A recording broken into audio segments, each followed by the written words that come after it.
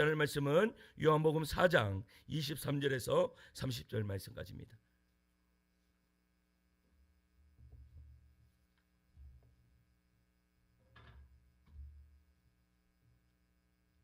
요한복음 4장 23절에서 30절 말씀까지 제가 한 절 읽고 성도님들 한 절 읽고 교독하도록 하겠습니다. 제가 먼저 읽습니다. 아버지께 참되게 예배하는 자들은 영과 진리로 예배할 때가 오나니 곧 이때라. 아버지께서는 자기에게 이렇게 예배하는 자들을 찾으시느니라.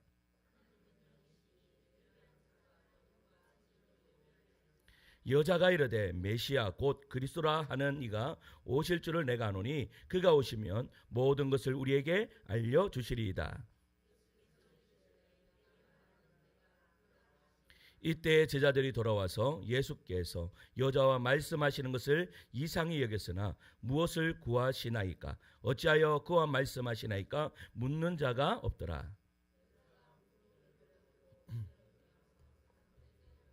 내가 행한 모든 일을 내게 말한 사람을 와서 보라. 이는 그리스도가 아니냐 하니. 아멘. 할렐루야. 예수님 사랑분만 아멘 하시겠습니다. 아멘. 오늘은 신년 첫 주일입니다. 우리 영원한 가족, 영가족들을 축복하면서 이렇게 인사하시겠습니다. 우리 옆에 계시는 분들을 보시면서 이렇게 인사할까요? 하늘에 천사가 없어졌다고 합니다. 날개는 어디 두고 오셨나요? 이렇게 날개는 어디 두고 오셨나요? 한 번 더 인사할까요? 오늘따라 옆에 계시는 오늘따라 엄청 좋아 보이십니다. 이렇게 인사하겠습니다. 오늘따라 엄청 좋아 보이십니다. 이렇게 인사한 우리 모든 성도들에게요, 이 정말로 좋아지는 그러한 은혜가 있기를 간절히 축원합니다.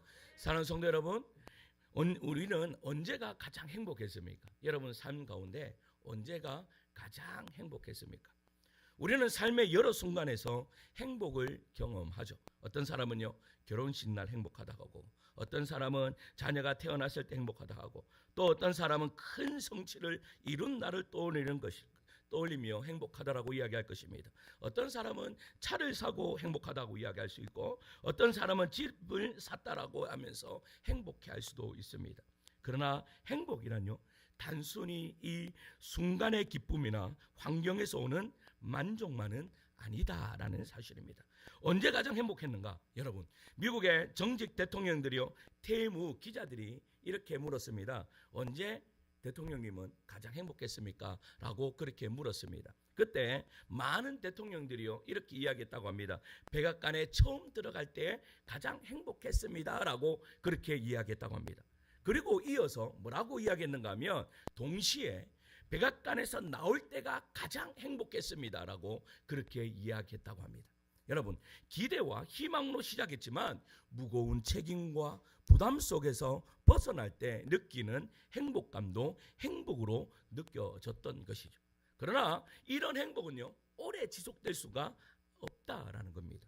인생의 참된 행복은요 환경이나 성취에서 오는 것이 아니라 내 삶의 목적을 깨닫고 그 목적에 맞게 살아갈 때에 주어지는 것입니다. 여러분, 어르신들이 왜 나이 든 어르신들이 왜 힘이 없을까요? 여러분, 뭐를 가져야 됩니까? 내가 살아가는 이유를 발견할 때에 우리는 힘있게 살아갈 수 있습니다. 전에도 예전에 제가 이야기했지만 여러분, 미국에 어떤 교회가 있었습니다. 개척교회가 있었습니다. 그 개척교회에 여러분 성도들이 몰려오니까 그때부터 여기 예배를 다 드릴 수가 없으니까 성전을 지어야 되겠다. 그런데요 아주 노 권사님이요 본인이 할 것이 아무것도 없는 거예요. 돈도 없고 아무것도 없어요. 그때에 이 권사님이 하신 것이 뭐라고 말씀드렸죠? 깡통을 주워 다니기 시작했습니다. 그래서 깡통을 주어서 그것을 팔아서 여러분 어떻게 해요? 교회에 성전을 짓는데 예물을 드렸습니다. 거기에 감동이 된 모든 성도들이요 여러분 한순간에 그 성전을 짓는 그런 은혜의 역사가 이루어졌다라는 사실입니다. 목적이 중요합니다. 우리가 왜 살아가야 하는지를 그 목적을 알 때에 우리는요 이 땅 가운데 행복하게 살아갈 수 있다라는 것이죠. 따라서 사람이 가장 행복할 때는 자신의 존재 목적을 깨달아서 그렇게 살아갈 때입니다. 성경을 가르쳐 주기를요 인생의 존재 목적을 이 웨스트민스터 신앙고백서에서는 이렇게 이야기를 합니다. 사람의 제일 되는 목적이 무엇인가? 여러분 기억나십니까? 여러분 사람의 제일 되는 목적은 이 다른 것이 아닙니다. 하나님을 영화롭게 하고 하나님을 영원토록 즐거워하는 것이다. 그분의 이름을 즐거워하는 것이다 라고 그렇게 웨스트민스터 신앙고백서에는 이야기하고 있다라는 사실입니다. 하나님을 영화롭게 하고 그를 영원토록 즐거워하는 것, 그것이 뭡니까? 그것이 뭡니까? 뭐라고 생각하십니까? 다른 거 아닙니다. 예배입니다. 예배. 오늘 우리가 드리고 있는 예배인 것입니다. 그러므로 사람이 제일 되는 목적은요, 예배라는 것입니다. 교회의 존재 목적이 무엇이겠습니까? 교회의 존재 목적도 가장 중요한 것이 바로 예배다라는 사실입니다. 여러분 사람이 건강하기 위해서는요, 여러분 무엇을 먹어야지 건강할까요? 어떤 사람들은요 건강하게 살라고 막 오만 것 다 찾아다닙니다. 그런데 사람이 가장 건강할 수 있는 비결은요, 삼시세끼를 잘 챙겨 먹으면 건강합니다. 우리 성도님들 올 한 해 삼시세끼 잘 챙겨 드심으로 건강한 우리 성도님들 되시기를 소망합니다. 그런데 보세요, 이 삼시세끼를 잘 챙겨 먹을 때에 우리가 건강하듯이 우리의 신앙생활도 마찬가지입니다. 우리의 신앙이 가장 건강할 때가 언제인 줄 아십니까? 우리가 예배를 잘 드릴 때입니다. 예배 안에서 하나님을 만날 때입니다. 그래서 우리는 그 예배 안에서 하나님을 경험하고 하나님을 만나고 그 예배 안에서 우리가 신앙이요 충만하게 성령 충만을 받는 그런 은혜의 장소가 바로 예배다라는 사실입니다. 그래서요 우리 올해 2025년 표어가요 삶으로 예배하는 그리스도인입니다. 삶으로 예배하는 그리스도인. 여러분 예배를 통해 우리의 신앙을 세우고 신앙뿐만 아니라 우리의 삶도 제대로 세우는 그런 은혜의 역사가 이루어지기를 소망합니다. 그래서 A.W. 토저라는 사람은 이것이 예배이다라는 이 책에서요 이렇게 이야기했습니다. 우리는 우리의 욕구들을 당장 충족시키기 위해 존재해서는 안 된다. 우리는 그것들보다 더 크고 더 위대하고 더 영원한 것을 위해 존재해야 한다. 그것은 바로 하나님을 예배하고 하나님을 영원히 즐거워하는 것이다 라고 그렇게 이야기했습니다. 따라서 예배가 중요합니다. 여러분 한국교회가 어떻게 이렇게 성장한 줄 아십니까? 여러분 예배에 미친 사람들이 일어났기 때문입니다. 옛날에 보면요 그 첫 때에 보면 예수 믿는 게 여러분 예배 현장에 가는 것이 어렵겠습니까? 쉽겠습니까? 엄청 어렵습니다. 그러니까 어떤 사람들은요, 뭐 남편이 그렇든지 아니면 부모들이 그렇든지 교회 못 가게 막 문을 다 걸은 장모입니다. 근데 예배에 미친 사람들, 예배를 드리고 싶어 막 안달난 사람들 어떻게 합니까? 창문을 뜯어가지고 나가가지고 예배 현장에 나가고 막 그렇다라는 거예요. 여러분 여러분 예배를 사모하는 그 사람을 통해서 여러분 어떤 역사가 있나요? 한 가정이 변화되는 그런 은혜의 역사가 이루어졌다라는 사실입니다. 여러분 예배를 절대 포기하지 않는 우리 성도님들 되시기를 소망합니다. 이제 여러분 2025년 52주 정의 첫 주가 시작됩니다. 여러분 52주까지 완주하는 여러분들 되시기를 소망합니다. 저는 태어나서부터 지금까지 예배를요 정말로 단 한 번도 빠진 적이 없습니다. 지금까지 여러분 주일날 예배를 빠져본 적이 단 한 번도 없습니다. 만약에 뭐 대구를 가서 뭐 친척집에 간다면 그 친척집에서도 예배를 드렸고, 저는 어느 곳에 군대를 가서도요 우리 고참들이 야 네 교회 가지 마라고 그렇게 나를 아무리 그렇게 해도 죽으면 죽으리랐다, 예배를 포기할 수 없다 하면서 예배 현장에 저는 그 자리에 있었습니다. 그 다음날 뭐 맞든지 안 맞든지. 그러나 하나님께서 그렇게 예배하는 자를 하나님께서 기뻐하심을 믿으시기를 소망합니다. 여러분 다짐이라 하는 것이요 엄청나게 중요해요. 다짐이라 하는 것이. 오늘 지금 미국에 계시지만 신인숙 지사님이요 9월 달부터 40일 작정 새벽 기도를 했습니다. 40일 작정 새벽 기도를 하니까요 어떻게 하는가 하면 새벽에요 막 5시 10분 됐는데도 막 들어올 때가 있어요. 여러분 평상시 같으면 여러분 내가 늦었어 5시가 되어서 저기 시지에서 올라면 10분 이상이 걸려. 여러분 같으면 어떻게 하겠습니까? 만약에 그런 작정을 안 했으면 오늘 늦었구나 자보자 이래 될 건데, 여러분 작정을 해놓으니까 안 되겠다, 내가 10분이 늦어도 내가 간다 이래. 여러분 마음에 우리가 작정을 하는 것이 그만큼 중요하다라는 사실입니다. 여러분, 예배에 52주 나 완주하겠다라고 그렇게 작정하는 우리 성도들 되시기를 소망합니다. 그런데 중요한 것은 보세요.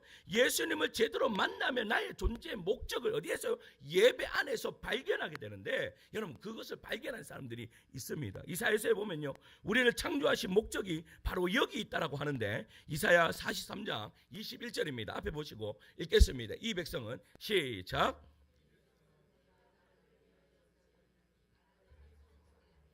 아멘. 이 백성은 누구를 위해 지었대요? 나를 위해 지었다. 그래서 나를 예배하기 위해 지었다라고 그렇게 이야기하고 있는 거예요.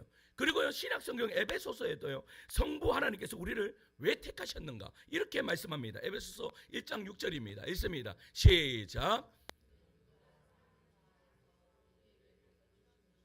그의 은혜의 영광을 여러분 찬송하게 하려 합니다. 뭐예요? 예배하게 하려 합니다. 성자 예수님께서 보혈로 우리의 죄를 씻어주셨는데, 에베소 1장 12절에 이렇게 또 이야기합니다. 읽습니다. 시작. 이는 우리가 그리스도 안에서 여러분 그의 영광에 뭐가 되게 하려며 하며 찬송이 되게 하려 합니다. 그리고요, 성령 하나님도 우리를 인쳐주신 이유를 이렇게 이야기합니다. 에베소 1장 14절이에요. 읽습니다. 시작.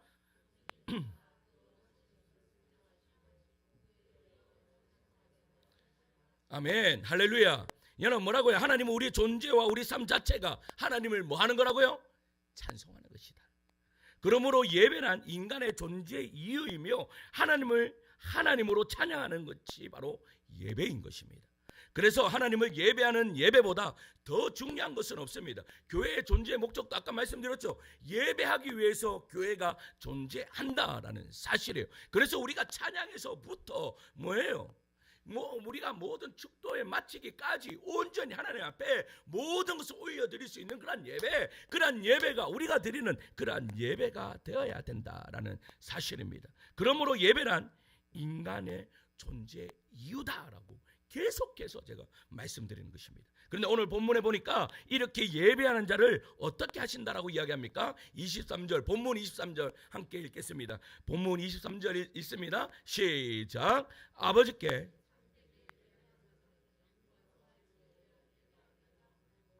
곧 이때라 아버지께서는 자기에게 이렇게 예배하는 자들을 찾으시느니라. 아멘. 어떻게 하신다고요? 예배하는 자를 찾는다. 여러분 왜 예배자를 찾으실까요? 그런데 여러분 우리가 왜 예배 드려야 될까요? 우리는요, 예배라고 이야기하면 그냥 하나님 앞에 나와서 경배 드린다. 우리는 여기서 그냥 끝마칠 때가 많아요. 그런데요, 우리의 예배는 여러분 이방인의 종교와는 전혀 다릅니다. 저기 장엄사 한번 가보세요. 장엄사 가면요, 온전히 그거를 믿는 신에게 온전히 다 올려드리면 끝나는 겁니다. 그런데 우리의 예배는 그렇지 않습니다. 우리의 예배는요, 소통입니다. 우리의 예배는 하나님과의 만남이다라는 사실입니다. 그리고 예배 안에는요, 하나님의 사랑이 배어져 있다라는 거예요. 역대상 16장 9절 말씀을 우리 함께 읽겠습니다. 시작. 여호와의 눈에 온 땅을 두루 감찰하사 전심으로 자기의 자 보세요. 전심으로 자기를 향하는 자들을 위하여 뭐를 하신다고요? 능력을 베푸신다. 전심으로 자기에게 향하는 자들이 무슨 말이에요? 바로 하나님을 예배하는 자에게 무엇을 주신다고요? 능력을 주신다. 할렐루야.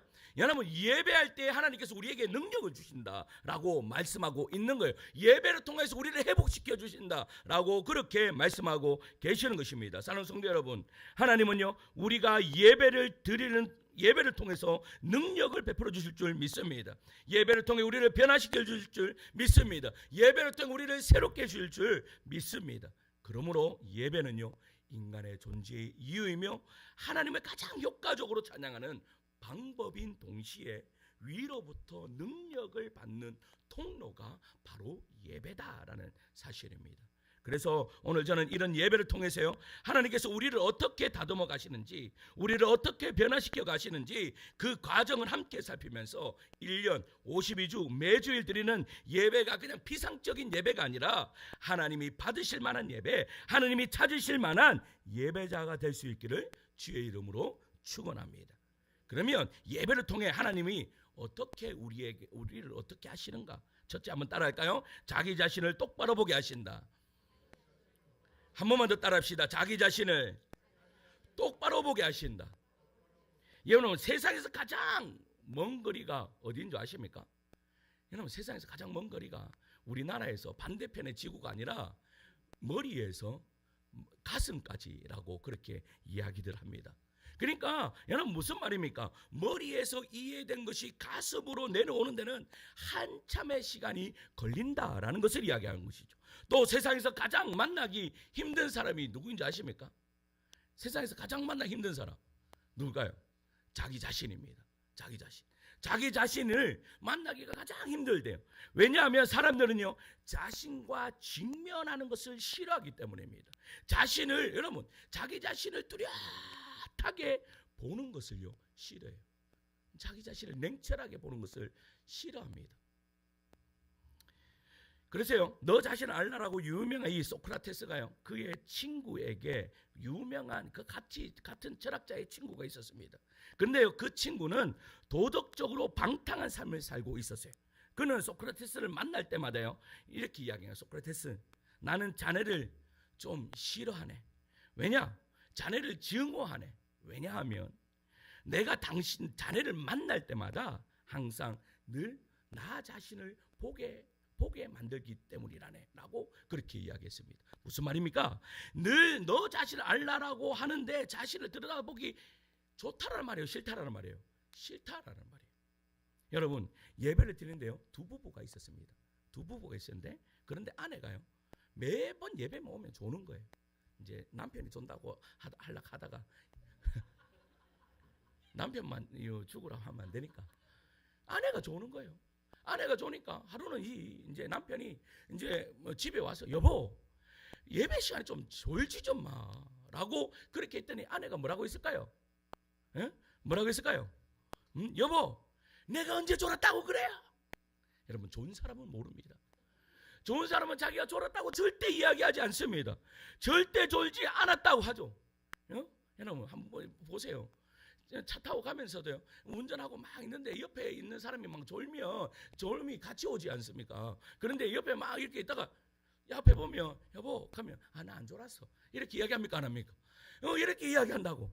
제가요 20대 때 뭐 제가 교육전사를 20살 때부터 시작했습니다. 그러니까 일찍부터 교육전사를 했죠. 그러니까 교육전사를 왜 했겠어요? 그냥 개척교회 가니까 뭐 신학교 다니지, 개척교회 가니까 교육전사 해라. 왜? 전사할 사람이 없는 거야. 그냥 나를 시켜주는데요. 그런데 20살 때 제가요, 앞에 앉아서 얼마나 졸았는지 몰라요. 찬양인도 하고 요 앞에 졸고 있는 거야. 여러분, 성도들한테 은혜가 되겠습니까? 안 되겠습니까? 여러분, 그러니까요, 막 계속 졸고 있는. 근데 저는요, 제 자신에게 굉장히 정직했습니다. 저는 존다고 확실하게 이야기했습니다. 전사님 왜 그렇게 조세요? 예, 졸아서 죄송합니다 라고 이야기했습니다. 그랬더니 여러분, 주변에서 어떻게 하는지 아십니까?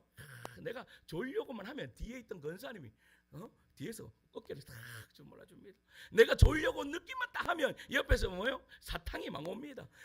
또 심지어는요, 여러분, 내가 하도 조니까 담임 목사님이 쇼파까지 딱 준비하시면서 쉬는 시간에 박 전사님 좀 자요라고까지 저에게 이러한 배려까지 해주시는 거예요. 뭐예요? 자기 자신을 정확하게 들여다보고 자기 자신을 어떻게 해요? 내 안에 그냥 확 까발렸더니 어떻게 되는 거예요? 주변에서 나를 졸지 못하게 그렇게 만드는 거죠. 그래서요, 저는 여러분, 이 시간에 오셔가지고 졸아도 저는 이해 잘합니다. 저는 존다고 절대 뭐라 하지 않습니다. 어떤 목사님들 졸면 뭐라고 합니까? 일어서라고, 저 뒤에 가 서 있으라고 하는데 저는 절대 그렇게 하지 않습니다. 왜냐? 그분의 마음을 잘 알기 때문입니다. 여러분, 세상에서 가장 무거운 게 뭡니까? 눈꺼풀입니다. 내가 그것을 알기 때문에. 그런데요, 여러분, 보세요. 병을 고치려면 먼저 자신이 환자이면 어떻게 해야 돼요? 인정해야 되는 거예요. 그런데 대개는 여러분, 인정합니까? 안 합니까? 자기 자신을 뚜렷하게 보기를 싫어해요. 저도요, 어떨 때는 여러분, 제가 제 아버지를 제가 닮았겠습니까? 안 닮았겠습니까? 할 수 없죠. 아버지를 닮았을 뿐이 없습니다. 그런데 제가 아버지한테 보면 아버지가 싫어하는 것들 있잖아요. 그런데 중요한 것은 어떻게 해요? 그 아버지가 싫어하는 것은 내가 꼭 담고 있어요, 안 담고 있어요? 꼭 담고 있어요, 지호야. 안 그렇지? 그렇다라는 거예요. 근데 여러분, 그것들을 인정할 때에, 자기 자신을 확실하게 들여볼 때에 그러한 치유가 일어난다라는 사실입니다. 오늘 본문의 사마리아 여인도요, 주님을 만나기 전까지는 의식적으로 자기 자신을 직면하지 않았던 사람이에요. 왜냐하면 여러분, 회피하면 제일 먼저 나타나는 것이 무엇입니까? 사람을 만나기 싫거든요. 사람을 만나기 싫으니까 어떻게 해요? 그가요, 이 말씀에 보면 여러분, 물을 기르러 갔는데 그 물 기르러 갈 때 몇 시에 갔다? 6시에 갔다. 성경에는 우리 시간으로 바꾸면 12시입니다. 난 12시입니다. ያን 12시에 달려보세요. 그 땡볕에 얼마나 덥겠어요. 그러니까 사람들은 언제 가는 거예요? 여러분, 저는 시골에서요, 우리 집 앞에가 우물이 있었습니다. 우리 집 앞에 우물이 있어서 우리 어릴 때는요, 그 우물을 막 길러서 거기에서 빨래도 하시고 거기에서 뭐 하여튼 동네 사람들이 다 모여요, 우리 집 앞에. 그런데요, 언제 모인 줄 아세요? 한 4, 5시쯤 되면 슬금슬금 나오세요. 슬금슬금. 그때 나오셔가지고 거기에서요, 동네 아줌매들 오만 이야기 다 해요. 남편 이야기 다 하고 오만. 저는요, 그 앞에 있었어요. 그분들 이야기 듣고 있어. 와, 그래 재미있어요. 그런데 이 여인들도 어떻게 해요? 이 사마리아 여인들도 그럴 거 아니에요. 그런데 여러분, 이 여인은 그것이 싫었어요. 왜? 자기 자신과 직면하기 싫었던 거예요. 남들에게 어떻게 해요? 이러한 손가락질 당한 것이 싫었다라는 거예요. 그래서 그는 정오에 물들러 왔다. 그런데요, 그때 누구를 만납니까? 예수님을 만나게 되는 거죠. 예수 그리스도를 만납니다. 예수 그리스도를 만나고 보니까 있는 모습 그대로 자기 자신을 어떻게 해요? 드러내는 거예요. 뭐라고요? 예수님께서 묻죠. 네 남편이 있냐라고 물어요. 네 남편이 있냐라고 했더니 아니요, 저는 남편이 없습니다 라고 그렇게 이야기를 합니다. 왜냐? 여러분, 남편이 6명 있으니까 누가 진짜 남편인지 제대로 모르는 거예요. 그러니까 네 말이 옳다. 이 말이 무슨 말이에요? 자기 자신을 정확하게 바라봤다라는 사실이에요. 이처럼 여러분, 우리 자신을 가장 정직하게 만드는 것이 바로 예배입니다.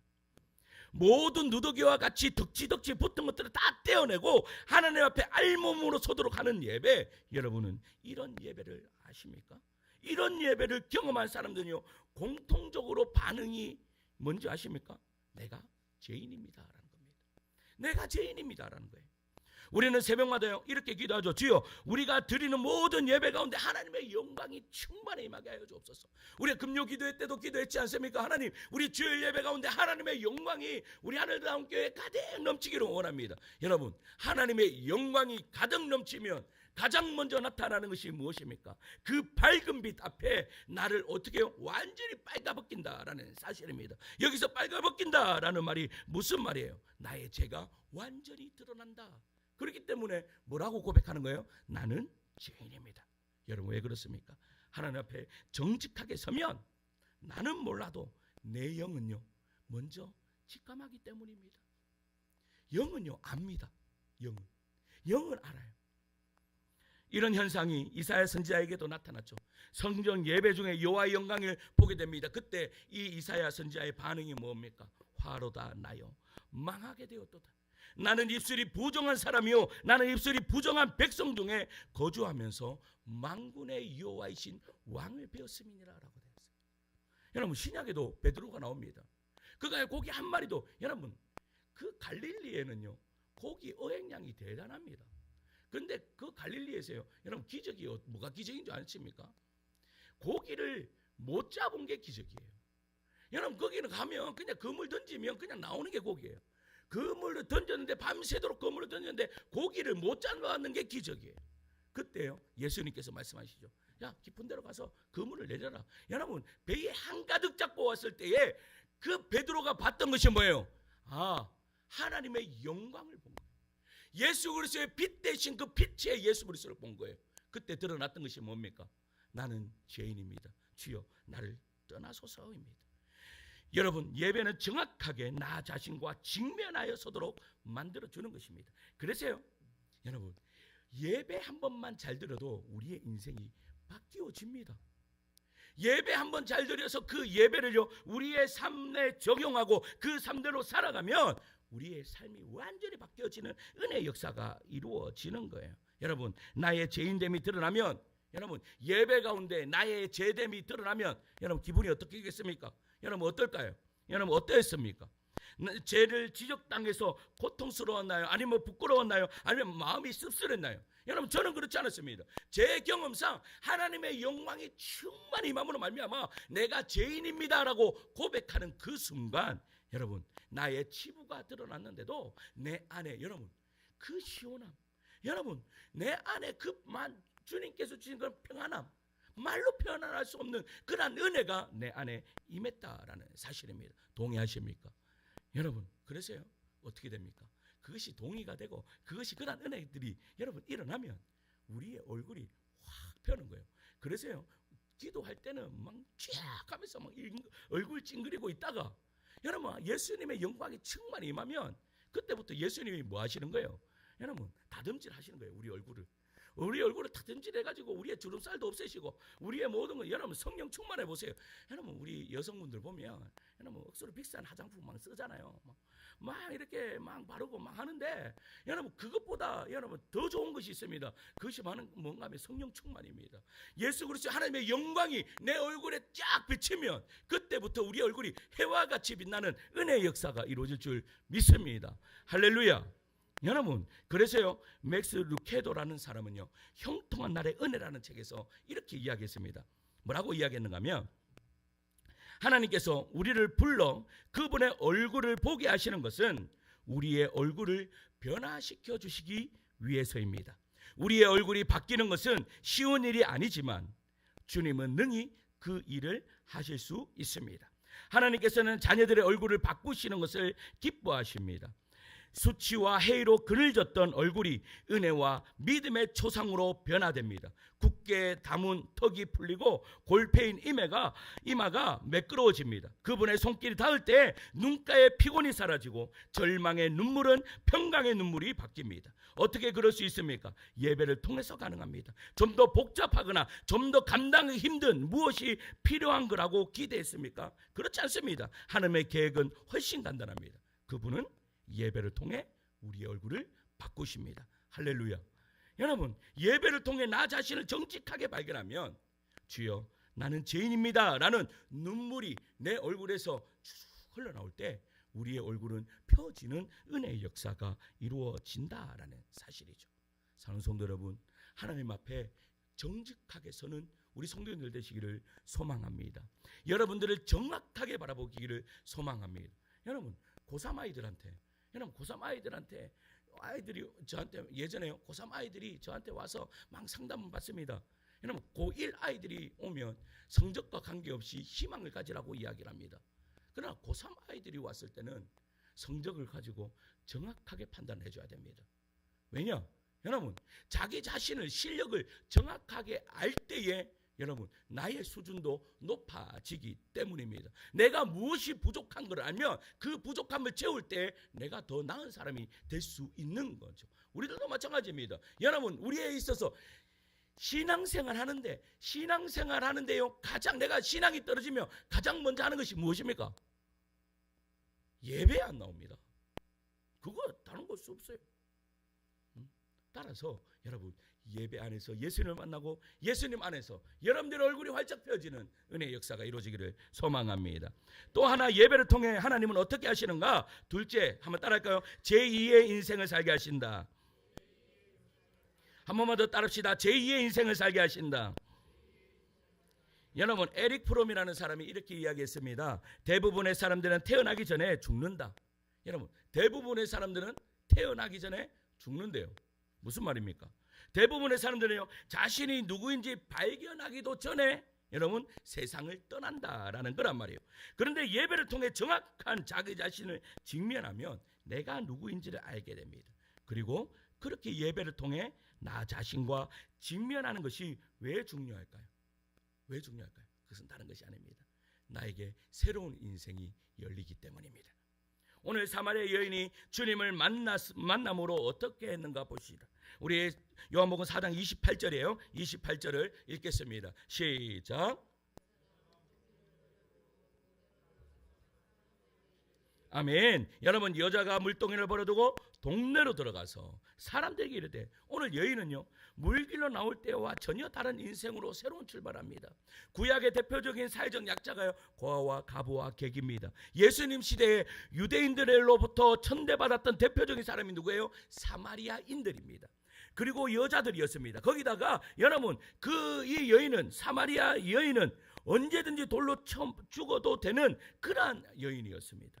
첩사리를 몇 번을 갈아치웠는지 모릅니다. 사회적으로 가장 밑바닥에서 허덕이던 여인이었습니다. 숨어 살던 그런 여인이었습니다. 그런데 그런 여인이 자신의 삶의 자리에서 벌떡 일어나서 모든 수치심을 잃어버리고 기쁨으로 들떠서 동네로 달려갔다라는 사실이에요. 그리고 29절에 보면 와서 보라, 이는 그리스도가 아니냐, 우리가 그토록 찾고 기다리던 메시아가 아니냐, 하나님의 아들이 아니냐. 여러분, 사람이 달려졌습니다.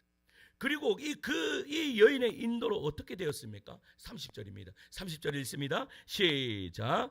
그들이 동네에서 나와, 아멘. 여러분, 사람들이 이 여인의 소리를 듣고 여러분 동네에서 나와 주님께로, 예수께로 오더라.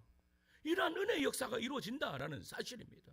사랑하는 성도 여러분, 아무리 실패한 영혼이라 할지라도 예배 속에서 주님을 만나기만 하면 새로운 출발이 가능할 줄 믿습니다. 다시 시작할 수 있는 사람일 줄 믿습니다. 그런데 중요한 것은요, 단순한 출발이 아니에요. 그냥 다시 시작하는 것이 아니에요. 우리의 마음을 그냥 고쳐 먹으면 되는 것이 아니에요. 여자들이 마음을 고쳐 먹을 때 뭐합니까? 머리 그냥 자르고, 머리 자른다고 해서 뭐 마음을 다시 새롭게 먹는 것이 아니에요. 남자들은요, 뭐 면도 하고 막 그거 한다고 되는 것이 아니에요. 그것 하면 새로운 마음을 가질 수도 있습니다. 내가 새로운 마음으로 한번 시작해 보자라고 하면서 머리 딱 하고 그래 한번 해보자라고 할 수 있어요. 그러나 지금 이 여인이 다시 시작하자라고 했는 것은 단순한 그냥 삶의 그런 것들이 아니라 이것은 뭔가 하면 바로 사명이다라는 사실입니다. 바로 사명으로 새 출발하는 거예요. 오늘 본문은 아니지만 39절을 한번 보겠습니다. 앞에 보시고요. 39절입니다. 함께 읽을까요? 시작. 여자의 말이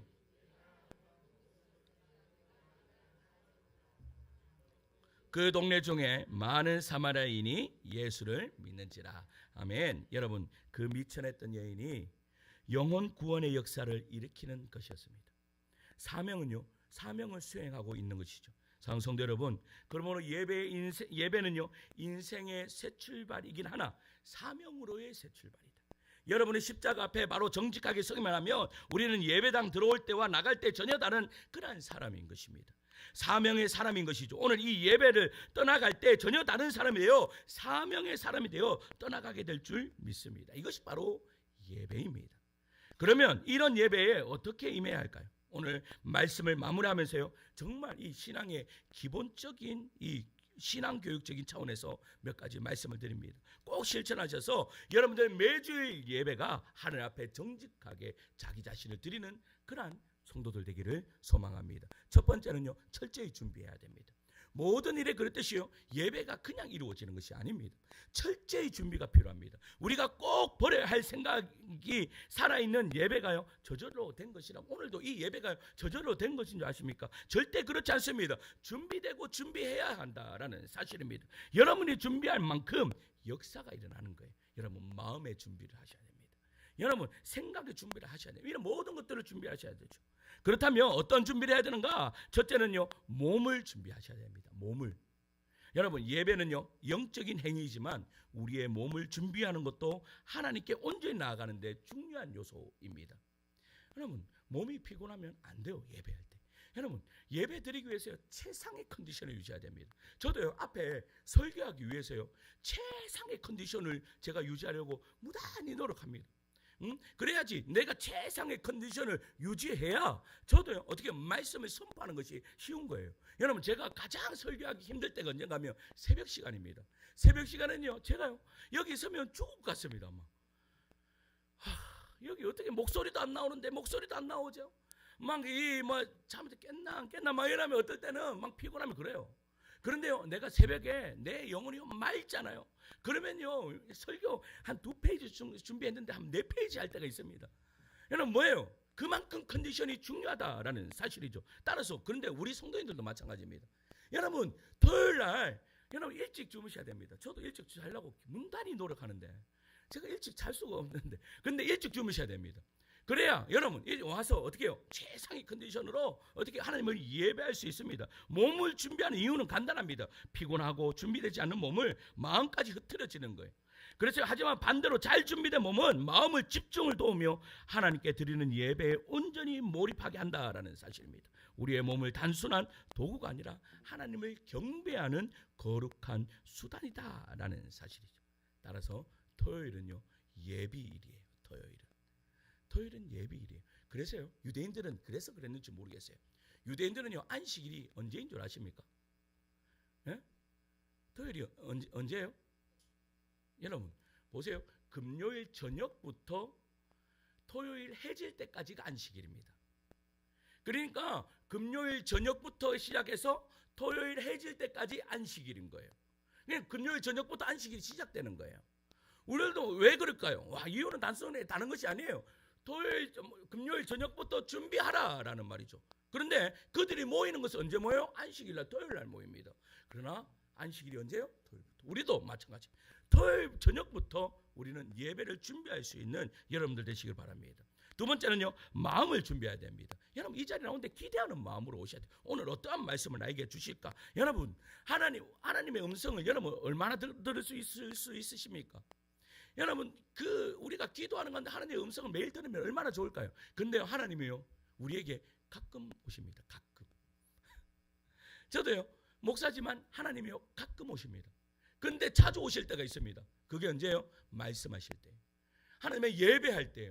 예배할 때 하나님께서 우리에게 어떤 은혜를 주십니까? 앞에 있는 목사의 설교를 통하여서 하나님이 말씀하심을 믿으시기를 소망합니다. 그래서 칼빈이라는 사람은 뭐라고 이야기했습니까? 앞에 있는 목사의 말씀이 여러분들 안에 찔림이 일어납니까? 여러분 안에 걸림이 일어납니까? 여러분들 안에 고통이 일어납니까? 지금 하나님은 말씀하고 계십니다 라고 했습니다. 할렐루야. 여러분 그래서 준비된 마음으로 여러분 하시기 바랍니다. 주일날 그래 준비된 마음이라 하면 기대하는 마음이라 하면 오늘 어떻게 오시겠습니까? 가장 좋은 옷 입고 가장 예쁘게 단장해서 그렇게 오시지 않을까요? 뭐 슬리퍼 이렇게 끌고 올 수 있어요? 없어요? 슬리퍼 끌고 온다 하면 이거는 벌써 무슨 말이에요? 그냥 억지로 온다 내가 이 말 아니에요? 마지막 세 번째는요 뭐예요? 예물을 준비하라라는 말입니다.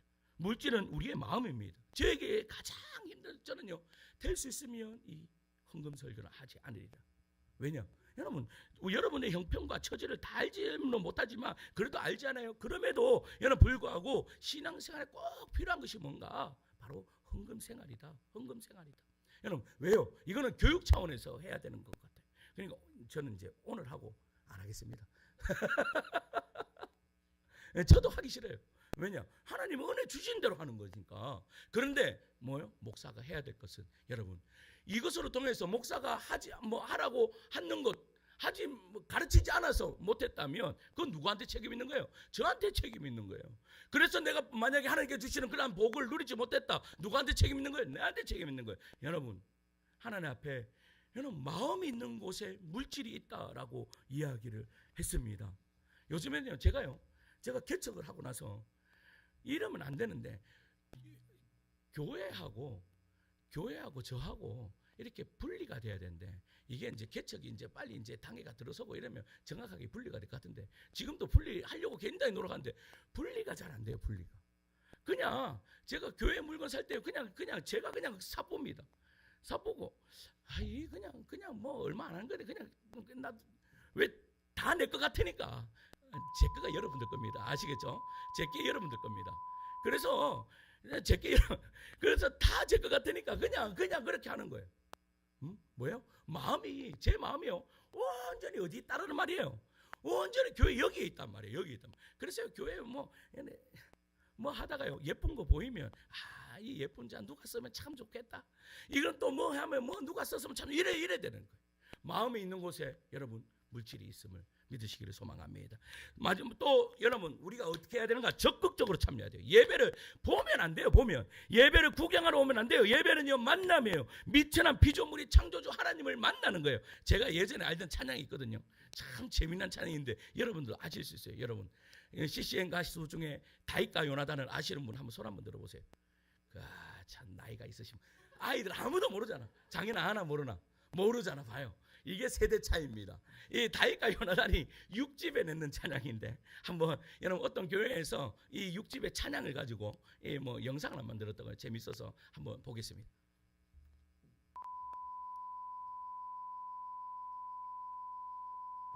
심신이 약한 자는 보지 말랍니다.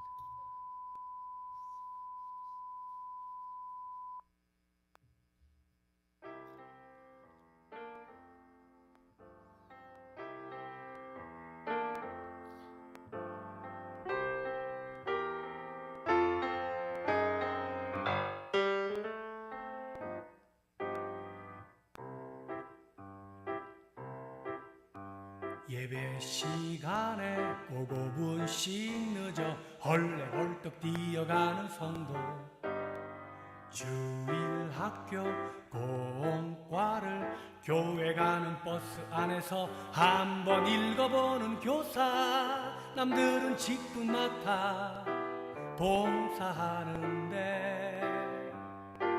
수년이 지나도 그대로인 나중된 자, 이런 믿음은 주님이 원하지 않죠.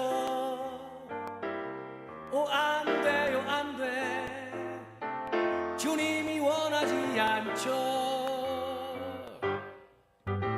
성가대 연습 제대로 안 하고 이상한 소리 내는 성가대원, 설교 시간 처음부터 절기 시작해서 축도할 때 정신이 드는 성도, 헌금을 준비 않고 지갑 속에서 1,000원짜리 기막히게 찾아내는 자, 이런 믿음은 주님이 원하지 않죠.